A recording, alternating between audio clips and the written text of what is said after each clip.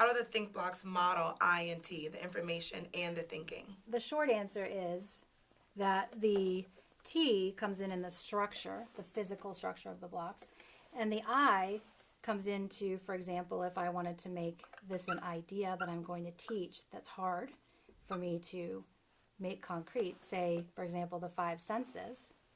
Now what you see is that this is going to be the idea that I'm going to work with. The structure is that it's a distinct idea. The information is that it's the five senses, the word that I've written on it. Mm-hmm. So say, for example, I really want to teach my kids what the five senses are, and I'm going to write them down, sight, taste, hearing, all of those. And then maybe, for example, what I'm going to do is also try to get my kids to understand, here again is the I, the word, the sensory organs. Right. So I'm writing the I on the structure, which is this distinct idea. Okay. Now I'm going to distinguish between the senses and the sensory organs, the structure of which is the two blocks, the I is the words. And now I'm going to, for example, let me borrow some of your blocks, say there's ears, eyes, hands, and there's five of each. The next thing I'm going to do is I want to maybe make a relationship between each of the senses and the organ. We want the kids to understand the organ that they use to engage those senses. So, right. For example, I might take structurally these blocks to make a relationship between, say, the eyes and sight, and then maybe I'm going to make a relationship between the ears and hearing.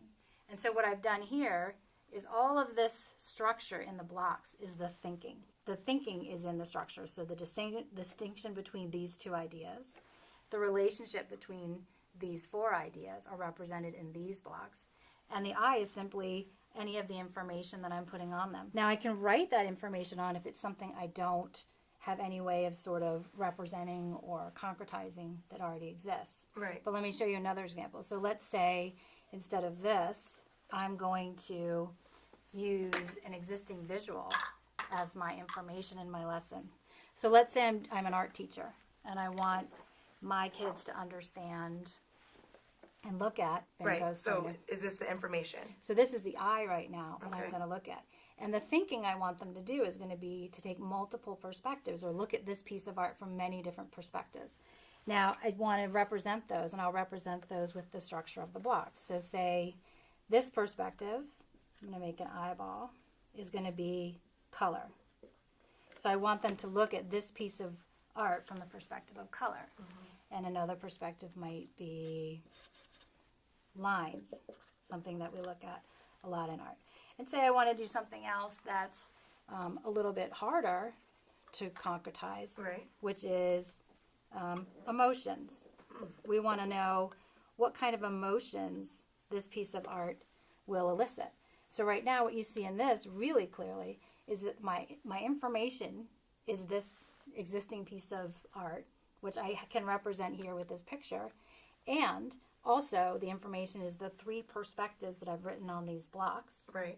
to look at it, and the structure is represented in these three blocks with the eyeballs on it. So we know that we're taking perspectives. The thinking pattern we're using here is perspective taking. Right. Does that make sense? Yeah.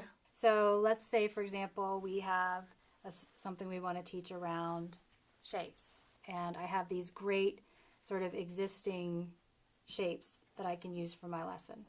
And I want to, for example, I want my kids to look at these shapes from the perspective of 2 dimensions. So I'm going to write 2 dimensions here, and I'm going to draw my eyeball to represent that it's a perspective on all of these objects. Mm-hmm. And then I'm going to lead that discussion around from the perspective of 2 dimensions, what are these shapes? And let's say, for example, we want to be a little bit more complicated or sort of extend that lesson a little bit, and I'm going to take this perspective.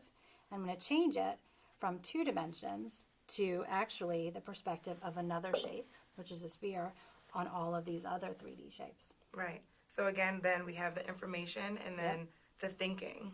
Yep.